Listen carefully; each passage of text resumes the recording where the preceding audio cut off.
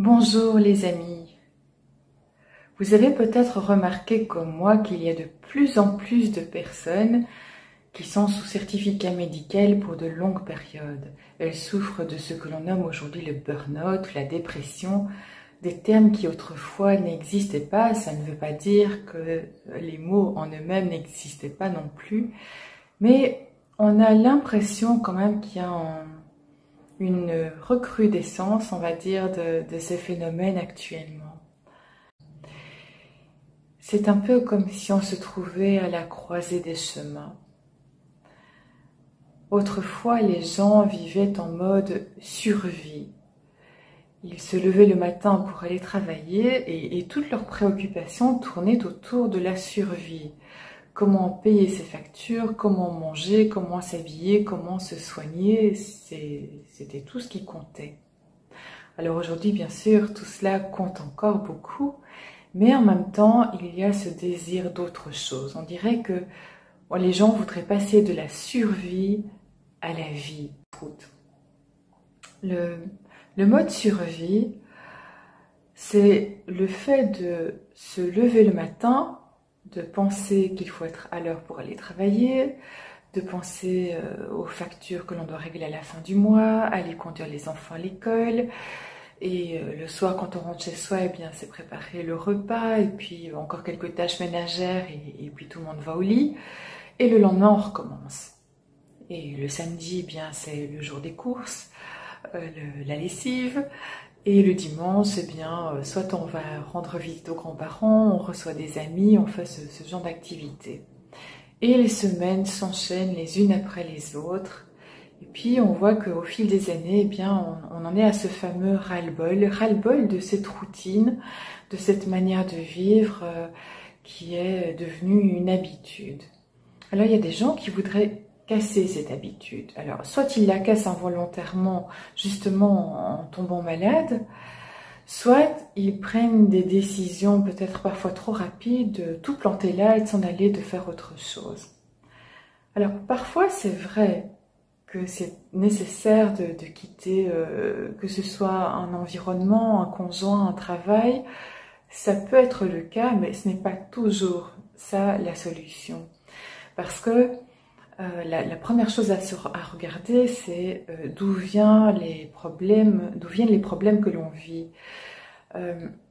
Si on pense que tout est extérieur à soi et qu'on cherche des solutions extérieures en quittant, en lâchant et en partant, ça ne résout pas en soi les problèmes qui, la plupart du temps, trouvent racine à l'intérieur de soi. C'est notre manière de vivre et d'interpréter le monde qui crée nos propres difficultés. Et donc la première chose à faire serait de regarder à l'intérieur de soi avant de vouloir changer ce qui est externe à nous. Parce que n'oublions pas que le monde est une projection de ce qui se passe à l'intérieur de nous. Le mode survie, on pourrait dire aussi que c'est un monde de lutte. On lutte pour se faire sa place et pour la préserver. Donc on est en lutte par rapport aux autres, par rapport aux événements extérieurs, par rapport aux institutions. On est en lutte, voilà.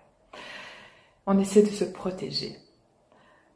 La vie, c'est autre chose. Quand on est en mode vie, on voudrait vivre pleinement cette expérience d'incarnation terrestre que l'on est en train de vivre et se donner tous les moyens pour éprouver davantage de joie, de paix intérieure, de sérénité.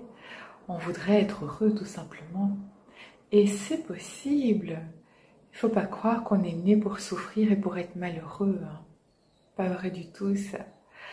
Seulement, il faut être conscient que cette vie, eh bien, personne ne peut la vivre à notre place et personne ne peut faire notre bonheur à notre place. C'est à chacun de nous qu'il revient de faire ce qu'il faut pour cela. Alors, je vais vous donner deux petits outils, enfin, simples, parce que tout ce que je propose est toujours simple, mais néanmoins, c'est profond et c'est puissant. Le premier petit exercice que je vous propose consiste à prendre une feuille de papier et à séparer cette feuille en deux colonnes. D'un côté, vous notez tout ce qui vous plaît dans votre vie, tout ce que vous aimez, qui vous fait vibrer, qui vous donne de la joie. Et dans l'autre colonne, forcément, vous écrivez l'opposé, tout ce qui ne vous plaît pas, tout ce dont vous n'avez pas vraiment envie dans votre vie. Alors déjà ces deux colonnes vont vous donner un aperçu de ce qu'est votre vie à l'instant présent, comment vous vivez votre vie. Et vous voyez déjà s'il y a une des deux colonnes qui est plus importante que l'autre. Et ça peut vous donner une piste de réflexion pour voir comment rééquilibrer les choses. La seconde étape, elle va se faire en 2 temps. Je vous propose d'écrire à côté de tout ce qui vous plaît dans cette colonne, une cotation. Donc vous mettez des points à chacun de ces critères de votre vie qui vous portent, qui est vraiment quelque chose d'important pour vous. Et une fois que vous avez attribué des points à chacune de ces choses, de ces critères, vous remettez dans l'ordre vos priorités. Donc toutes celles qui ont le plus de points vont en haut de la liste et puis les autres vont dans le bas. Et je vous propose vraiment de mettre cette vidéo sur pause pour faire déjà ce que je viens de vous proposer. Donc les 2 colonnes, le positif, le négatif, et dans un deuxième temps, deuxième exercice, vous attribuez des points et vous reclassez par ordre de priorité vos choix. Voilà, alors pour ceux qui ont vraiment fait l'exercice et qui remettent en route cette vidéo, on va aller encore un petit peu plus loin. Et la grosse question maintenant, c'est celle-là. Pensez à vos journées, voyez votre liste de priorités par ordre de préférence ou d'importance. Combien de temps, combien d'énergie mettez-vous à ces choses qui comptent tellement pour vous? Et ça, c'est fondamental. Si vous réalisez qu'en fait, vous passez tout votre temps à faire des choses qui sont complètement secondaires, voire futiles, alors oui, vous êtes en train de passer à côté de l'essentiel pour vous.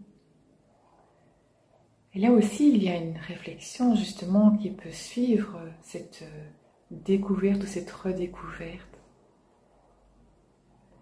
Ça ne veut pas dire qu'il faut tout jeter à la poubelle, mais ça veut dire qu'il faut se poser des questions et voir comment on peut faire pour changer les choses. Je vous ai dit d'abord, c'est un changement intérieur qui doit se produire parce que, par exemple, si dans votre travail, ça ne vous plaît pas parce que vous ne vous entendez pas avec vos collègues, bien, si vous changez de travail, vous allez avoir d'autres collègues. Il est probable que les mauvaises relations vont à nouveau surgir parce que le problème est mal posé. Ce n'est pas un changement de travail qu'il faut, c'est un changement de manière d'établir des relations avec les autres. Et ça s'apprend. Donc, vous voyez, parfois, il faut réajuster les choses à l'endroit même où l'on se trouve, peut-être partager les tâches ménagères de manière plus équitable à la maison. Vous voyez, ce genre d'ajustement-là, et ne pas nécessairement prendre sa valise et s'en aller. Donc, parfois, on peut changer les choses là où on se trouve si on procède à un changement interne en soi, dans sa manière d'agir, de réagir et d'être. Et parfois, alors oui, ça arrive aussi qu'on ne soit plus du tout bien là où on se trouve et qu'on décide de changer. Et on peut le faire étape par étape et pas sur un coup de tête et faire du n'importe quoi. Alors, si cette tâche vous revient, vous incombe d'être heureux, de créer votre bonheur de vivre, même si, attention, dans la vie, tout n'est pas toujours rose et violette et quoi que l'on fasse, c'est normal aussi qu'on rencontre des moments plus pénibles, des moments qui ne sont pas joyeux ni heureux du tout. Mais ce qui va faire la différence entre le mode survie et le mode vie, je vous ai dit, dans la survie, on est en lutte. On lutte contre les autres, contre les situations pour se faire sa place. Quand on est dans le mode vie, on est dans l'accueil de ce qui est. On peut appeler ça l'acceptation ou l'accueil. Enfin, il ne faut pas mal interpréter le mot. Ça ne veut pas dire qu'on acquiesce à tout ce qui se passe et qu'on renonce à un tas de choses. C'est pas ça du tout. c'est le fait de reconnaître que les choses sont ce qu'elles sont. Si en l'instant même il pleut chez vous, alors que vous aviez envie qu'il fasse soleil, eh bien, vous ne pouvez faire qu'une chose, c'est l'accepter parce que la pluie est là, vous ne pouvez pas changer ce fait. Par contre, vous pouvez agir. Et si je reprends l'exemple de la pluie, soit vous mettez des bonnes bottes et un ciré pour sortir, ou vous avez un beau parapluie, ou vous décidez de profiter de la journée pour rester chez vous et regarder un film, ou lire une bande dessinée, ou faire autre chose. Donc on peut faire un choix par rapport à la situation qui se présente à nous. Donc ça, c'est le fait d'accepter une situation. Ça ne veut pas dire donc qu'on ne fait rien du tout, hein. C'est pas du tout la même chose. Alors justement, si dans votre vie, vous êtes dans l'acceptation de ce qui est, votre vie est ce qu'elle est aujourd'hui, voilà, vous accueillez le moment présent, sans doute, mais comme vous ne renoncez pas, vous pouvez regarder ce que vous avez envie d'améliorer. Donc il y a les listes dans vos 2 colonnes, il y a les points attribués, il y a ces questions que vous vous posez au sujet d'aujourd'hui et de ce que sera demain. Eh bien, je vous invite à peut-être vous faire aider. Si c'est le cas, si vous en avez envie, je vous propose un rendez-vous de 2 heures qui s'appelle « Bilan de compétences et mission de vie ». Alors, c'est un titre qui est un peu réducteur parce que cet entretien est vraiment vaste. On va explorer plein de choses au niveau de votre vie. Le but est de vous réaligner avec votre essence profonde, avec ce qui vous fait vibrer, ce qui vous met le cœur en joie.